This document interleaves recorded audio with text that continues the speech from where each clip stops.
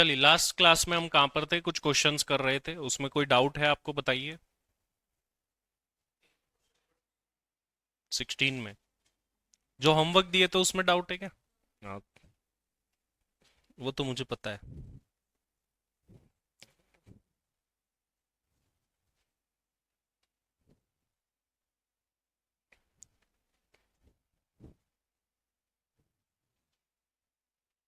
MTP का question है क्या?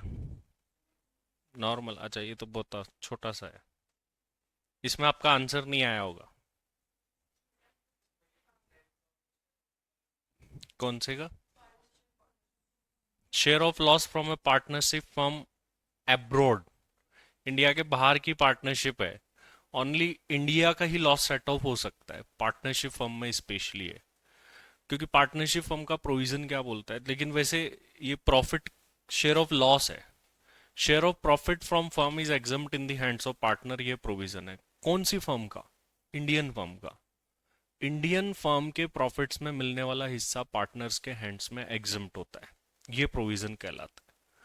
अब share of loss from A partnership firm abroad, बाहर की पार्टनरशिप फर्म है, तो पहली बात, यहां से प्रॉफिट होता तो वो एग्जम्प्ट नहीं होता, टैक्सेबल हो जाता। Set of permitted in that nation, तो वहां पर तो सेट ऑफ आप कर सकते हो। इंडिया में सेट ऑफ करना चाहिए कि नहीं? तो आपने इंडिया में सेट ऑफ नहीं किया होगा इसको, या किया है? आपने नहीं करा, आपने किया है। तो जिसने किया है उसका क्या आंसर आ रहा है, जिसने नहीं किया है कैसे आ सकता है? हाँ। नहीं, ये फाइनल आंसर ये।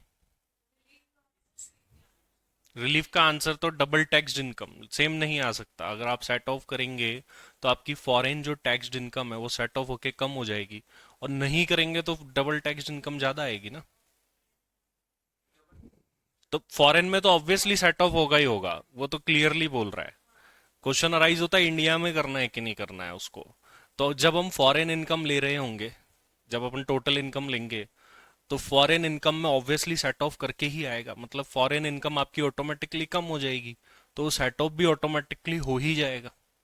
उसको स्पेशली जब आप फॉरेन इनकम, हम क्या करते हैं, इंडियन इनकम लेते हैं प्लस फॉरेन इनकम लेते हैं। तो फॉरेन इनकम जब लोगे तो आप टोटल और सेट ऑफ करके ही लोगे, क्योंकि वहां तो वो परमिट कर ही रहे हैं ना। तो वो ऑटोमेटिकली जो फॉरेन इनकम है वो सेट ऑफ होकर के निकलेगी। और यहीं पे कभी कोई सेपरेटली भी दिया होता है कई बार। सपोज करो फॉरेन से सिर्फ ये लॉस होता, सपोज करो कोई अदर इनकम नहीं होती, loss from partnership form abroad होता, तो उस सिचुएशन में क्या करते, ये भी सवाल है। तो डिपेंड करता है सारे केसेस पर। जो हमारा प्रोविजन है प्रॉफिट का शेयर एग्जम्प्ट होने वाला, वो इंडियन फर्म के लिए है, फॉरेन फर्म्स के लिए नहीं है वो प्रोविजन। तो अगर फॉरेन का लॉस है तो हम सेट ऑफ कर सकते हैं उसको। और ये ऐसी जब भी सिचुएशन आएगी ना, ऐसा कुछ पॉइंट आ गया है, तो उसके लिए क्वेश्चन जनरली क्लेरिफाई करता है। जैसे यहां पर ये पॉइंट आया तो इन्होंने क्लेरिफाई करा है कि इसका क्या हो सकता है। तो जब भी कोई फॉरेन का पॉइंट होगा जिसको लेके हम क्लियर नहीं है कि वहां क्या होता होगा, तो वहां पर क्वेश्चन क्लियर कर देगा। तो इसकी बात रही, क्या इसको सेट ऑफ करना है, इसको फॉरेन इनकम में सेट ऑफ करना है। तो जब फॉरेन इनकम में सेट ऑफ करेंगे तो फॉरेन इनकम कम हो जाएगी, तो हमारी टोटल इनकम भी कम हो जाएगी, तो ऑटोमेटिकली वो सेट ऑफ होके आ जाएगा। तो आंसर आपका ये आ ही रहा है। ठीक है। नेक्स्ट इसके आगे, ये तो हो ही गया होगा आपसे 17, या 17 में कोई दिक्कत है? तो 17 देखो, लास्ट जो अपन ने किया था वैसा ही क्वेश्चन है, बट इसमें जो एक्सपेंडिचर इनकर्ड टेक्स्ट बुक के लिए है, तो टेक्स्ट बुक का 80 क्यूक्यूबी में डिडक्शन नहीं मिलता है। बस ये ध्यान में रखने वाली बात थी।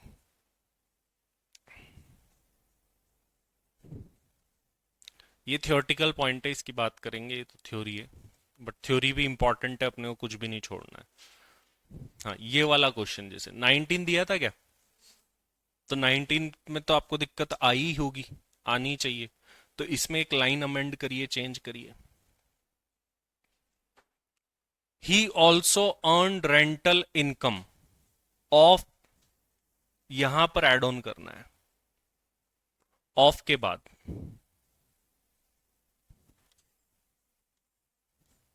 ₹2,40,000 and paid municipal tax off, then उसके बाद में तो रेंटल इनकम इज 2,40,000 रुपीज, ये आपको ऐड ऑन कर लेना है और म्युनिसिपल टैक्स 10,000 पे करा। उसके बाद में फिर आपको कोई प्रॉब्लम नहीं आएगी। यहां पर जो है हाउस प्रॉपर्टी इनकम 2,40,000, ये एमटीपी में ही गलत कर रखा है क्वेश्चन को, तो मॉक टेस्ट पेपर में ही गलत है, इसलिए यहां पर वो लाइन मिसिंग रह गई। और बाकी तो फिर नॉर्मल क्वेश्चन ही है, इसके अलावा थोड़ी ना कोई प्रॉब्लम है इस क्वेश्चन के अंदर। 20 में पता है मुझे प्रॉब्लम, वो टैक्स कैलकुलेशन गलत है उसकी। ठीक है, तो उसको सही कर लीजिएगा। टैक्स कैलकुलेशन कैसे होगी वो मैं बता देता हूं आपको। जैसे हम नॉर्मल, तो इसमें देखो दो तीन चीजें।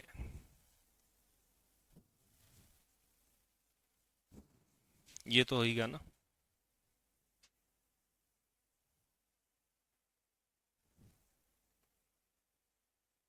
इनकम फ्रॉम बिजनेस दे रखा है, ये ले लेंगे। Commission from a company in Hong Kong, ठीक है, ये ले लेंगे। Dividend from a company in Hong Kong ले लेंगे। Interest on fix deposit and saving account with banks in India, fix deposit and saving account का इंटरेस्ट है दोनों का मिलाकर। India has no double tax avoidance agreement with Hong Kong, इसकी age दे रखी है क्या, 67 ईयर्स, ठीक है। Compute the income tax payable bye mister Bansal for assessment year 24-25। अब देखो यहां पर ये इनकम ले ली, ये इनकम ले ली, ये ले ली और ये ले ली, ग्रॉस टोटल इनकम आ गई। यहां पे डिडक्शन देना है अंडर सेक्शन 80 टीटीबी। 50,000 रुपीज का सीनियर सिटीजन को मिलता है, तो 50,000 रुपीज डिडक्शन आएगा फर्स्ट ऑफ ऑल यहां पर। तो जो ग्रॉस टोटल इनकम है 840, उसमें से 50 लेस होगा, तो देन उसके बाद में 7,90,000 आ जाए, उस पर आप टैक्स निकालेंगे। तो ये भी क्वेश्चन एमटीपी से लिया हुआ और एमटीपी में ही गलत करा हुआ है।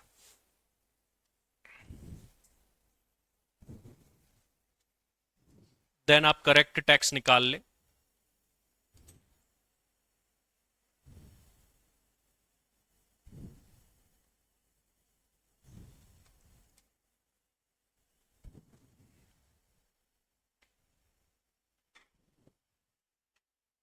7,90,000 पे क्या टैक्स आएगा, 68,000। और हेल्थ एंड एजुकेशन से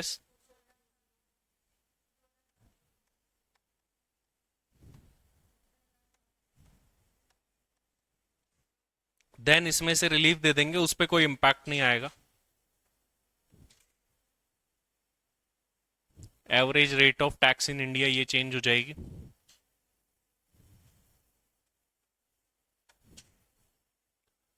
it will be 7,720 divide by 7,90,000।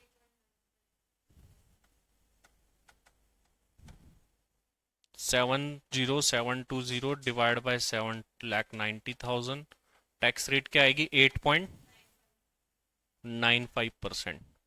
Then double taxed income जो है वो 390 है, 390 का 8.95% होगा, तो 3,90,000 का 8.95% कितना आएगा,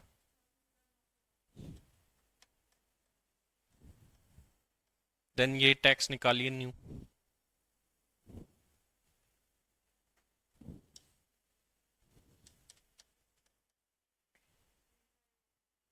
35,815, इसको राउंड ऑफ करेंगे तो 35,820 आ जाएगा 288 बी में।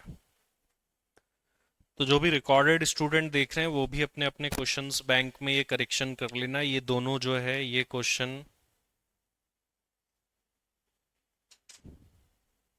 जो है आपके एमटीपी के है।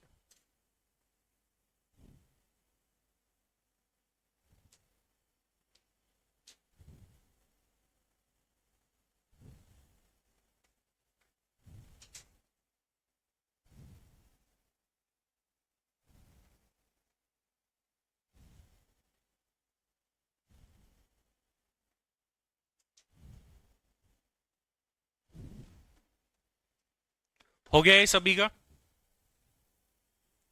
चलिए आगे बढ़ते हैं कुछ और क्वेश्चंस की तरफ।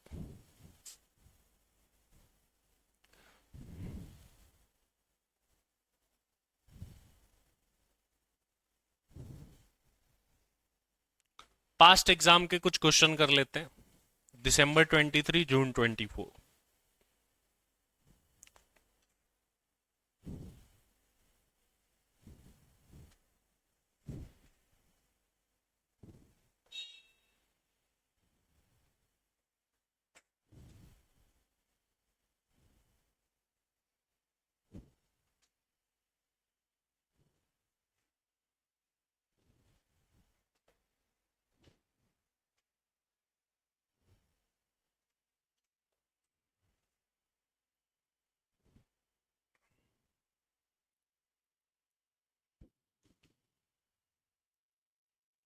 ये क्वेश्चन मैट का है, सेकंड। आप लोगों ने मैट पढ़ रखा है ना, तो ये क्वेश्चन आज घर जाके करोगे, थोड़ा मैट भी रिकॉल हो जाएगा आपका। 14 मार्क्स का बहुत ही आसान क्वेश्चन। ये इतने से पॉइंट है, आपको पता है मैट में, लेकिन इसमें दोनों पूछा होगा मुझे लग रहा है, नॉर्मल और मैट। हाँ, नॉर्मल और मैट दोनों पूछा, तो अपने को तो बुक प्रॉफिट निकालना है। 7 मार्क्स का कंटेंट। और नॉर्मल वाला तो आप पीजीबीपी पढ़ेंगे उसके बाद निकाल पाएंगे। तो आपको बुक प्रॉफिट निकालना है इस वाले क्वेश्चन का। और इसमें गलती भी है, मतलब सजेस्टेड आंसर में गलती है। तो आप निकालोगे तो मुझे पता चल जाएगा तुमने निकाला है कि नहीं। ये क्वेश्चन एनआर टैक्सेशन में कर रखा है अपन ने, मिस्टर वेस्ले वाला कर लिया था ना। याद है कि नहीं है कुछ?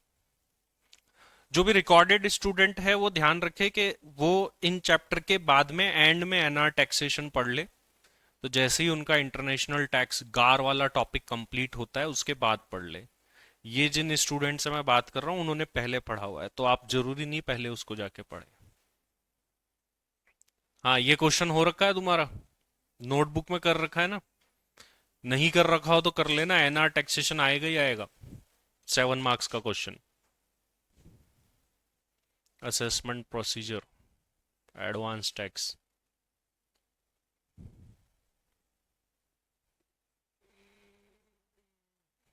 ये रहा। चलो अब ये क्वेश्चन करेंगे। करेंगे क्या, पहले आपको करना है। तुम्हारा टेस्ट है एक तरीके से, क्योंकि सेम क्वेश्चन तुमने किया है। बट मुझे ये भी पता है आपका पूरा सही नहीं होगा, लेकिन जितना सही होगा अच्छा है। जब तक आप प्रैक्टिस नहीं करेंगे तब तक ठीक हो भी नहीं सकता।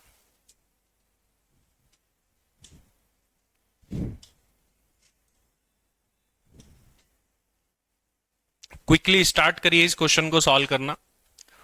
4 से 5 मिनट आपके पास है, देन उसके बाद में मैं आपको बताऊंगा क्या करना है।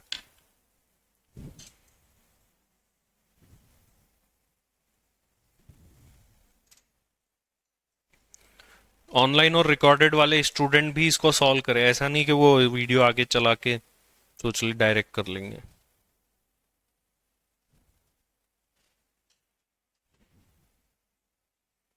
डीटी डबल ए बहुत ही आसान टॉपिक है, लेकिन आपको इसकी प्रैक्टिस करनी पड़ेगी। कंसेप्ट कुछ भी नए नहीं आते हैं, क्वेश्चन घुमा देता है, जैसे अभी दिसंबर वाला मैं आपको बताऊंगा। डीटी डबल ए क्वेश्चन की कोई लिमिट नहीं है, वो कोई सा भी प्रोविजन डाल सकता है कहीं भी। ऐसा क्वेश्चन हमने लास्ट क्लास में किया है, और होमवर्क में भी आपने किया है, फिर उसके जैसा ही।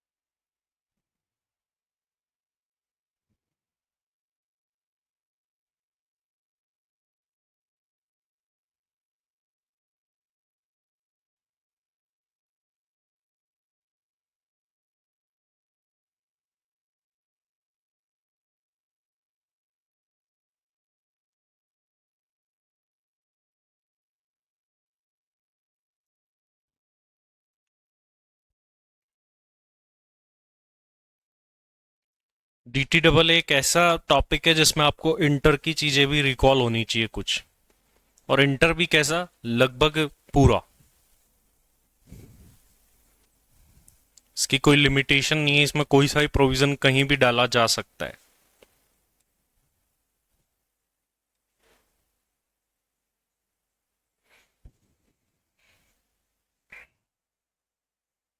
ग्रॉस टोटल इनकम निकल गई।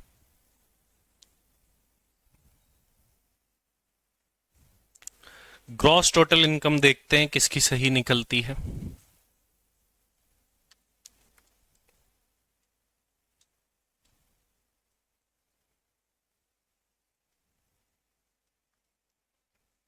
हाँ ध्रुव, क्या हुआ? सब ठीक ठाक है ना?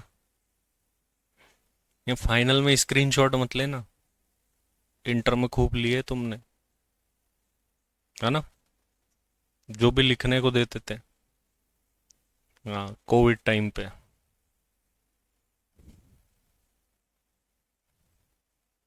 तुमको लगता है भूल जाते हैं हम सब, देखो तुम ऑनलाइन थे फिर भी याद रहता है मुझे। तुम भी ऑनलाइन थे, वो भी ऑनलाइन था, सौरभ भी।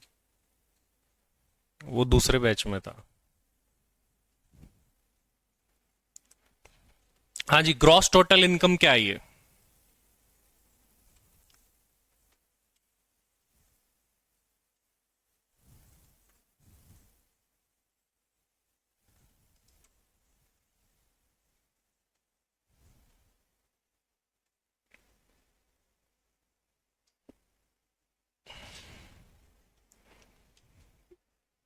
आपका सही आंसर आने के बहुत कम चांस है, बट आप ट्राई जब तक नहीं करेंगे, जब तक सोचेंगे नहीं, तब तक आपको पता नहीं चलेगा। ग्रॉस टोटल इनकम तक तो पहुंचो। हेड वाइज सोच लेना, एक एक हेड करके।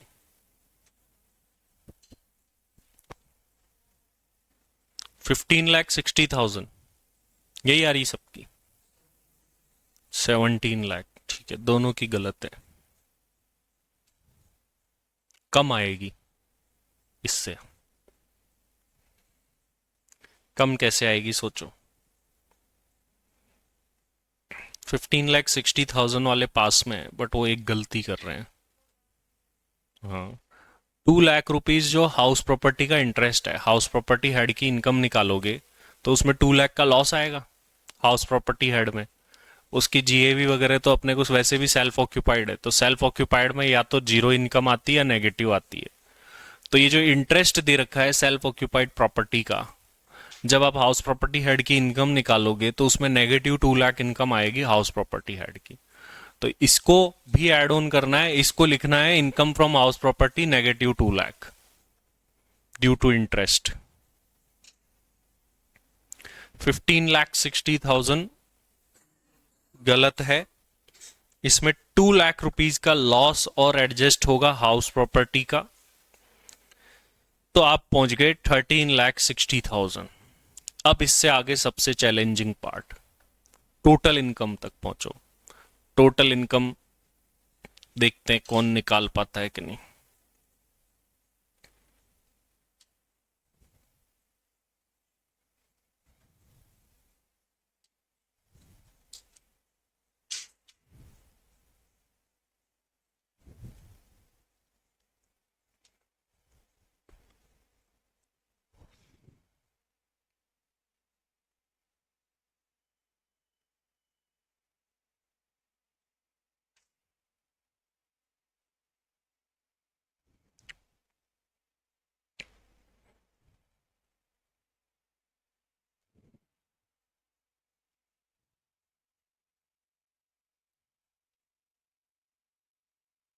हाँ जी, डिडक्शन कौन कौन सा दोगे?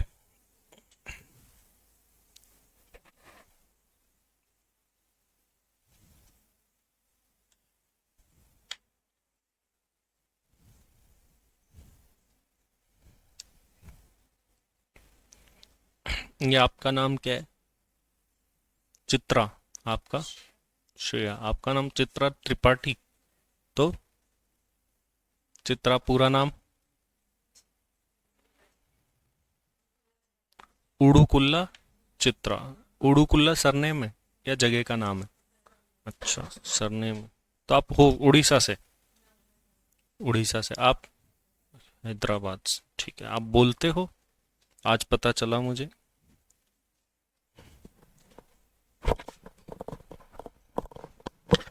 हेलो। हाँ जी। हाँ, कहाँ पर है आप?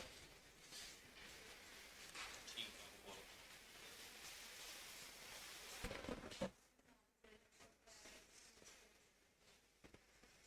मिलती तो है, बट एक पॉइंट है जो ध्यान में होना चाहिए, जो बेसिक्स में ही बता रखा है।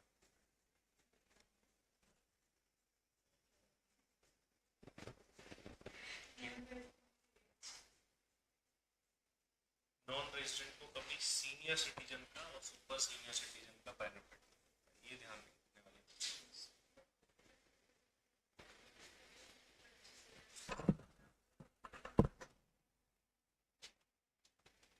हेलो।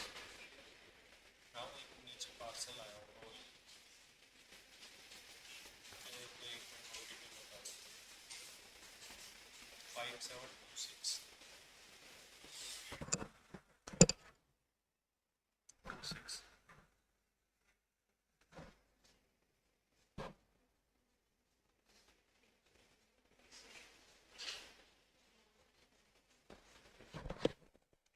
हाँ जी, डिडक्शन कौन कौन सा दिया?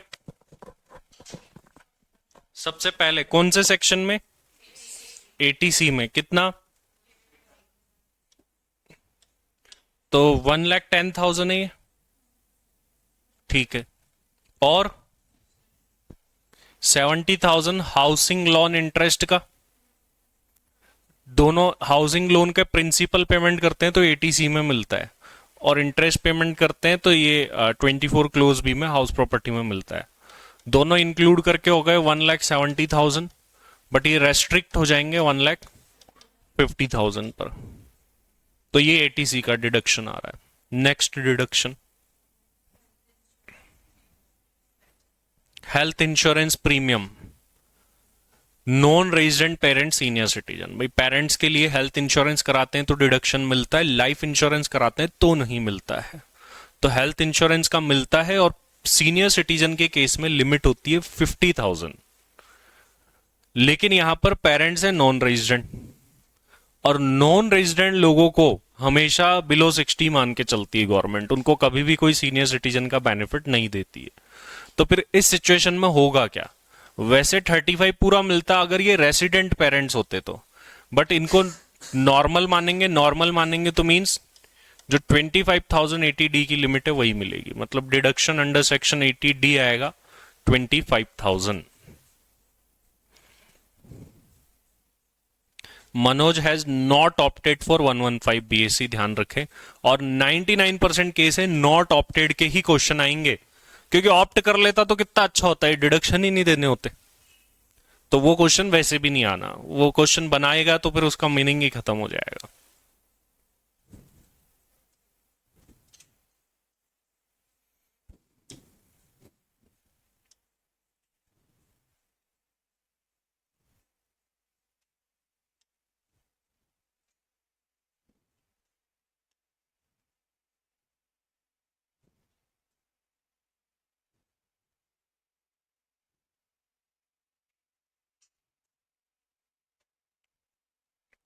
टोटल इनकम 11,85,000 तक आपकी आ गई होगी, उस पर टैक्स निकाल लीजिए।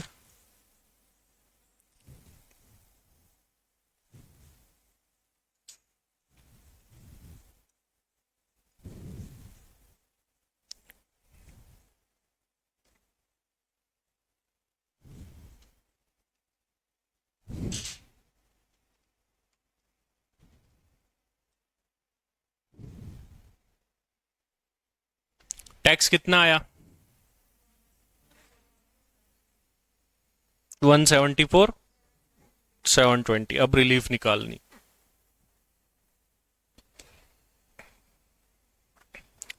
दो कंट्री है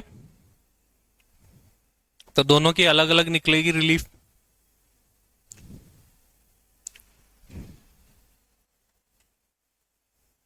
हाँ जी, ऑनलाइन में यहां तक सभी का आंसर आ गया है ना? ऑनलाइन वाले बच्चे सारे रेगुलर नहीं आज।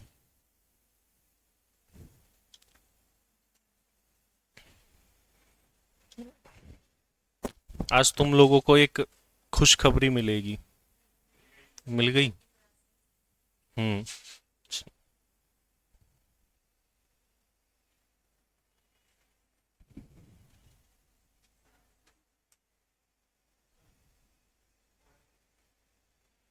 कितना है relief? Foreign tax credit rate, अच्छा। मुझे फॉरेन टैक्स क्रेडिट तो पढ़ा है नहीं, ये क्यों पूछ रहा है अभी? एग्जाम का था ना ये। कंट्री एक्स में 10, उसमें 25 without basic exemption limit.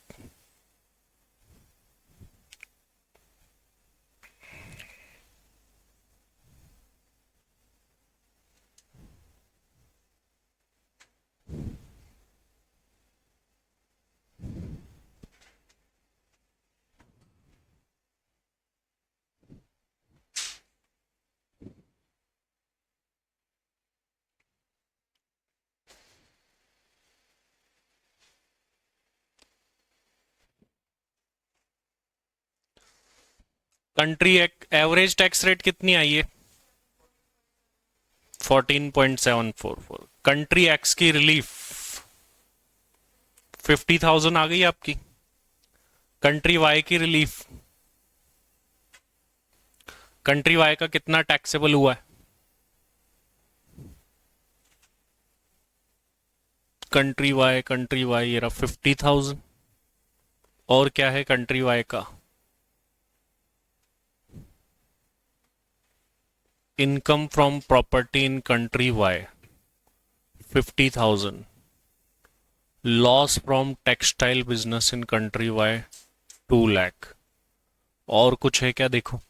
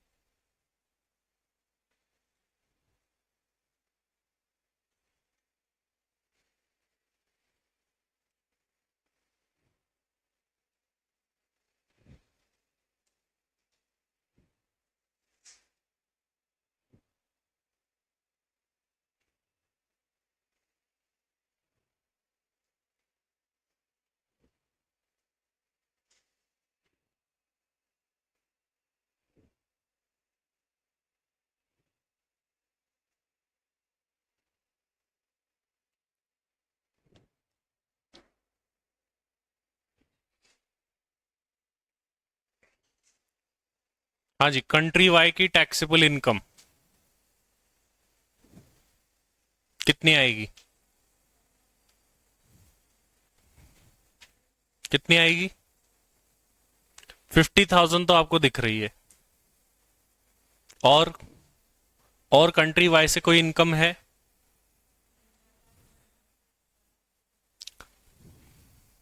Income from authorship of book in country Y not eligible for deduction. Total कितनी हो गई? 3,50,000। 2 लाख का वहां से लॉस है, तो नेट टैक्सेबल इनकम कितनी हो गई? 1,50,000। दोनों में से कम रेट क्या आ रही है?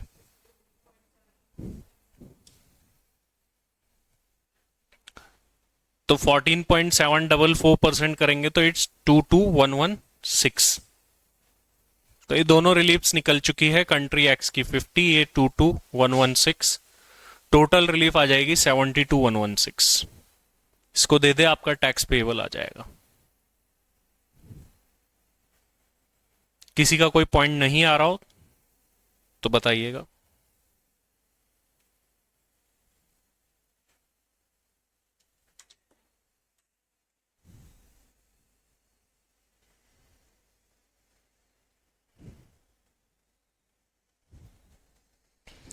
हो गया सभी का ये?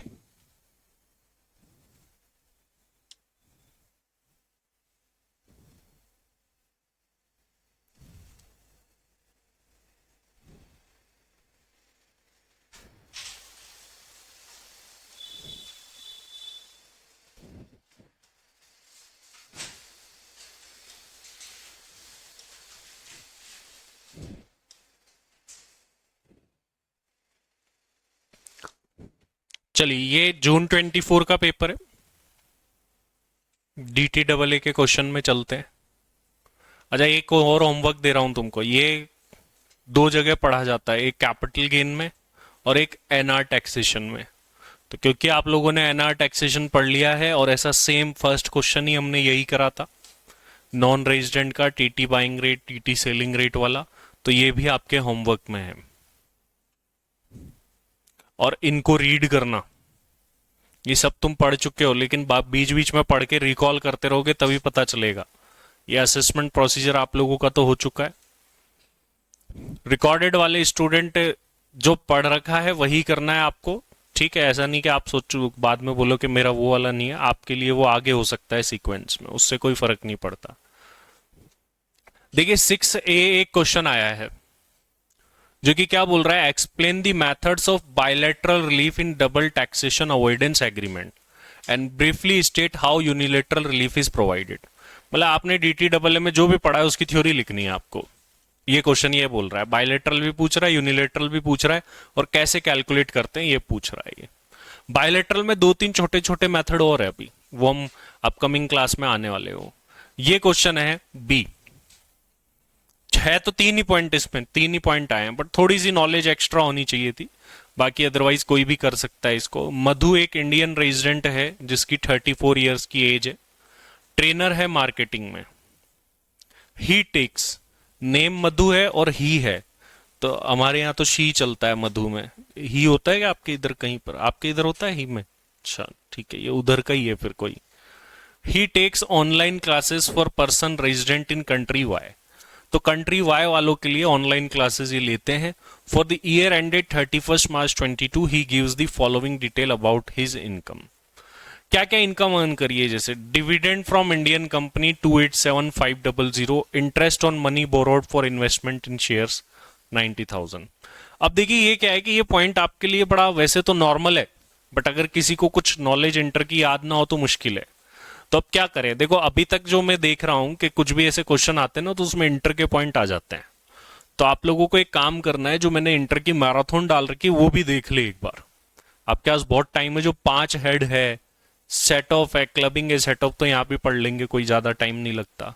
लेकिन आपको देखना एक बार सब कुछ है, सैलरी भी देख लेना, क्योंकि अभी जो पैटर्न चल रहा है, अभी जो क्वेश्चन आ रहे हैं कहीं से भी डाल देते हैं, इंटर के भी क्वेश्चन डाल देते हैं। तो काफी सारे, जैसे इसमें इंटर की नॉलेज काम आएगी, अदर सोर्स आप पढ़ रखा है तो क्या होता है, देखो डिविडेंड तो अदर सोर्स में टैक्सेबल होगा।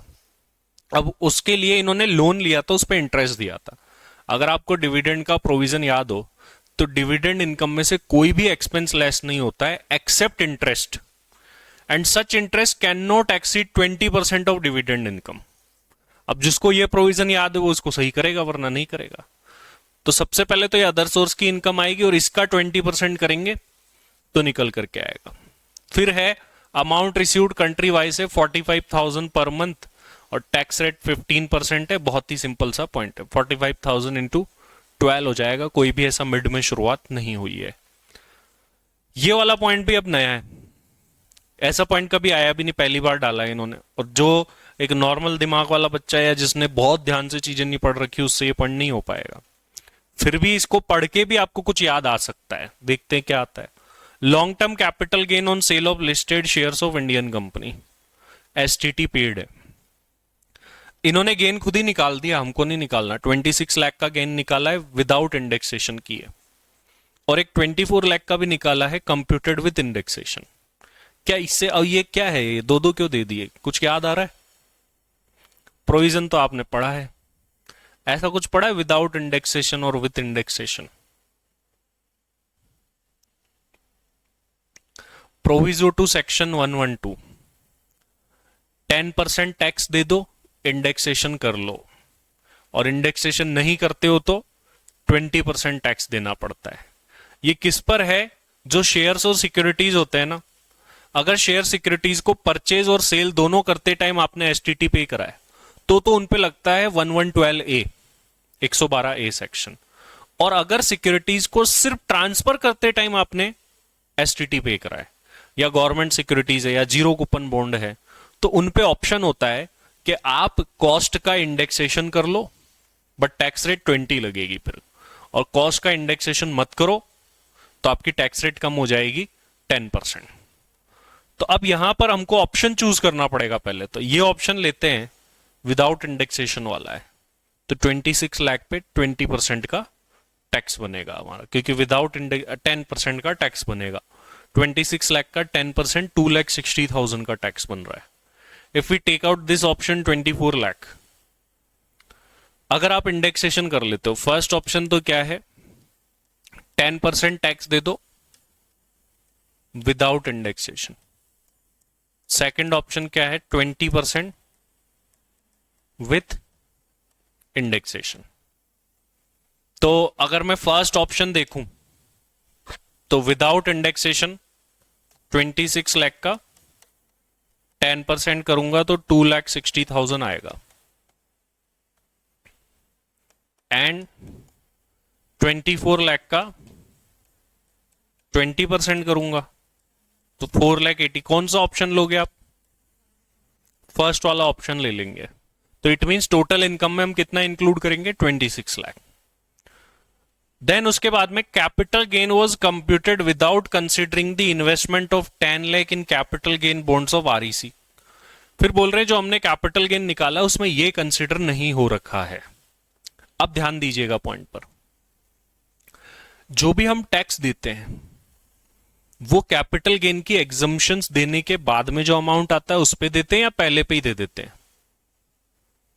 देखो ये ऑप्शन तो हमने ले लिया कि हमको 26 वाले के साथ जाना है। अब ध्यान दीजिएगा, ये जो 10 लाख है, अभी आपको कैपिटल गेन इतना याद नहीं होगा, हम पढ़ते हैं वहां पर एक सेक्शन 54 ईसी। 54 ईसी में क्या होता है कि आप लैंड या बिल्डिंग बेच करके, ट्रांसफर करके आपको क्या लेने होते हैं, बॉन्ड्स लेने होते हैं। ठीक है, तो आपको 54 ईसी में एग्जम्पशन मिल जाती है, पहले एनी असेट पर मिल जाती थी। तो अब सवाल यह आता है, क्या ये 10 लाख की एग्जम्पशन मिलेगी कि नहीं मिलेगी? सोचो, 54 ईसी सेक्शन में मिलती है, आरईसी के बॉन्ड्स खरीदते हैं, तो ये मिलेगी कि नहीं मिलेगी?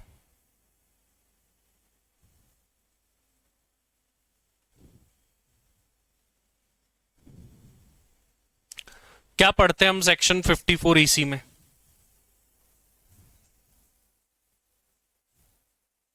देखिए मैं आपको थोड़ा सा 54 ईसी दिखा देता हूं। ये तो ऐसा, अभी हालांकि ऐसा क्वेश्चन है जब आपने पूरा सिलेबस कर लिया हो, आपके माइंड में सारी चीजें आ गई हो, तब आप इसको सोच सकते हैं, कर सकते हैं। तो अगर आप नहीं सोच पा रहे हैं अभी इतना ज्यादा, तो कोई ऐसी दिक्कत नहीं है, क्योंकि वो सब कुछ करने के बाद ही आता है वो पॉइंट ही ऐसा है।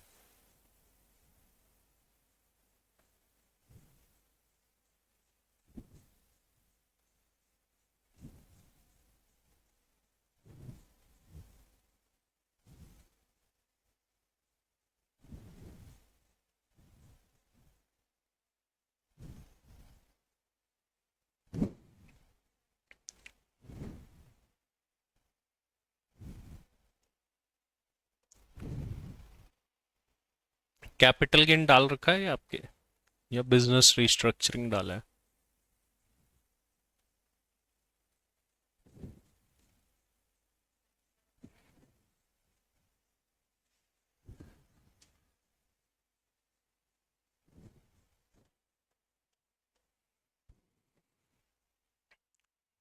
देखो इंटरमीडिएट के अंदर हम क्या करते हैं, कैपिटल गेन जब पढ़ते हैं तो एंड में जाकर के हम कुछ एग्जम्पशंस पढ़ते हैं, 54 की एग्जम्पशन, इसी तरीके से 54 ईसी की एग्जम्पशन।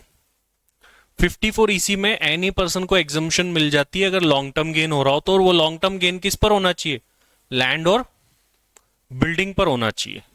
लैंड और बिल्डिंग पर लॉन्ग टर्म कैपिटल गेन हो, और अगर आप रिडीमेबल डिबेंचर बॉन्ड्स खरीदते हो 5 इयर्स वाले, किसके, एनएचएआई के, आरईसी के, पीएफसी के, आईआरएफसी के, इनके बॉन्ड्स खरीदते हो। Point to be noted, 54 EC में एग्जम्पशन कब मिलती है, जब आपने क्या ट्रांसफर किया हो, लैंड और बिल्डिंग। हमने यहां क्या ट्रांसफर किया है, शेयर्स। तो क्या 54 ईसी में एग्जम्पशन मिलेगी? नहीं। बट अब जिसको नॉलेज नहीं है, या जो हड़बड़ी में है, या जिसको प्रोविजन क्लियर नहीं है, वो इसको दे देगा। जैसे कि ऑनलाइन में अभी मेरे पास आंसर आया नया का, तो ये देनी ही नहीं है। ठीक है नेहा, ध्यान रखो ये। तो ये 10 लाख रुपीज लेस ही नहीं होगा, नोट भी लिख देना है। तो अब इनकम कितनी हो गई? अब देखो ओवरऑल आपको सॉल्व करना है, फिर ये मैं बता रहा हूं। 287,500, इसमें से इसका 20% लेस कर दो। 20% कितना होगा? 90 से तो कम ही होगा ऑब्वियसली।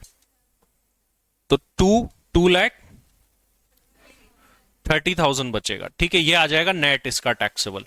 उसके बाद में 45,000 इंटू 12,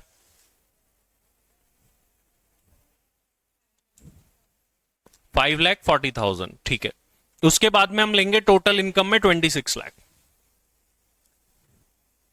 ये तीनों इनकम लेने के बाद में ग्रॉस टोटल इनकम निकल जाएगी। लेस डिडक्शन करोगे, है क्या कोई डिडक्शन? है ही नहीं, तो टोटल इनकम भी यही निकल जाएगी। अब टैक्स कैसे निकाले? तो यहां लिख रखा है ही ऑप्टेड आउट ऑफ सेक्शन 115। अब ये कई लोग इसमें भी गलती कर देते हैं, ऐसे जल्दी में पढ़ेंगे ही ऑप्टेड फॉर सेक्शन 1। अच्छा 115 बीएससी लगाना, वहां क्या लिख रखा है? ही ऑप्टेड आउट, ऑप्ट आउट कर लिया, मतलब 115 बीएससी नहीं लिया है, नॉर्मल लिया है। तो जो नॉर्मल टैक्स रेट लगती वही निकालनी है। बट क्या पूरे पे स्लैब रेट लगा दोगे? वो 26 लाख पे क्या लगाना है अपने को? 10%। तो 26 लाख पे तो 10% एंड रिमेनिंग इनकम पर स्लैब रेट, उससे हमारा टैक्स निकल जाएगा और एवरेज टैक्स रेट आ जाएगी। और फॉरेन टैक्स रेट तो दे ही रखी है। टैक्स निकालिए कितना आ रहा है अंडर सेक्शन 111A।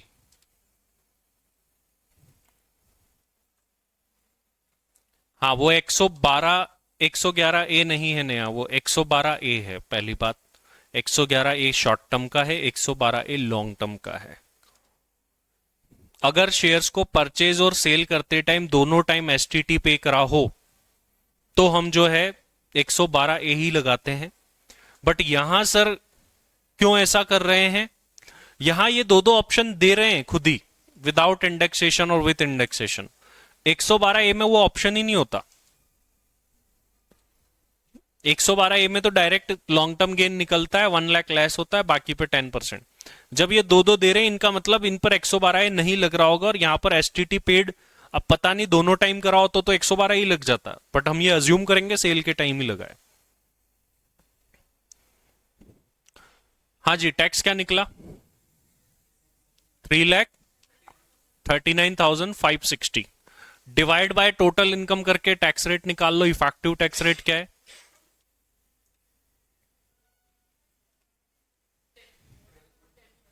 10 पॉइंट, और ये 15 दोनों में से कम 10 वाली है।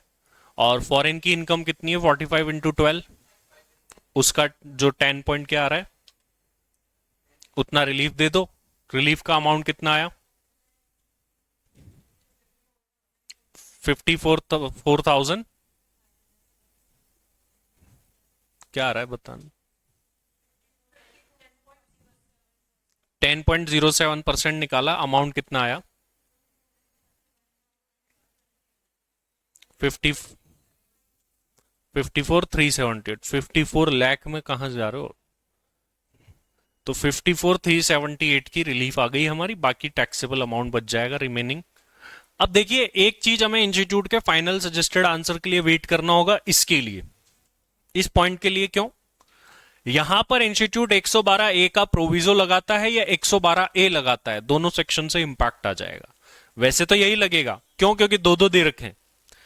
112A जब लगता है ना, तो ऐसे ऑप्शन नहीं मिलता कि इंडेक्सेशन मत करो और एक बार कर लो।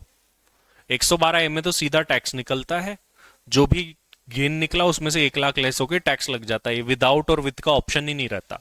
तो जब इंस्टीट्यूट विदाउट और विद लिख रहा है क्वेश्चन में, इसका मतलब उन्होंने 112 का प्रोविजो लगाया है। अब वो 112 का प्रोविजो आप तभी समझ पाओगे जब आप 112A भी पढ़ोगे और 112 का प्रोविजो भी पढ़ोगे, तब पता चल पाएगा। तो टैक्स पेबल कितना आ गया? 285,182 ये टैक्स आ रहा है अभी के लिए। और जब फाइनल सजेस्टेड आंसर आ जाएगा तब और डिस्कस करेंगे कि क्या अजम्पशन इसमें ली गई है। इससे बहुत फर्क पड़ता है इस एक ब्रैकेट वाले वर्ड से। अगर ये एसटीटी बाय सेल दोनों टाइम पे होगा तो इस पे 112A सेक्शन लगेगा, और अगर 112A सेक्शन लगेगा फिर ये क्वेश्चन की फ्रेमिंग ही गलत है। और अगर एसटीटी सिर्फ सेल के टाइम पे होगा तो फिर यही लगेगा जैसा लिखा हुआ है। और हालांकि इंफॉर्मेशन सेल की ही दे रखी है और एसटीटी भी सेल का ही दे रखा है। चलिए आज हम करेंगे इतना ही, मिलते हैं नेक्स्ट क्लास में।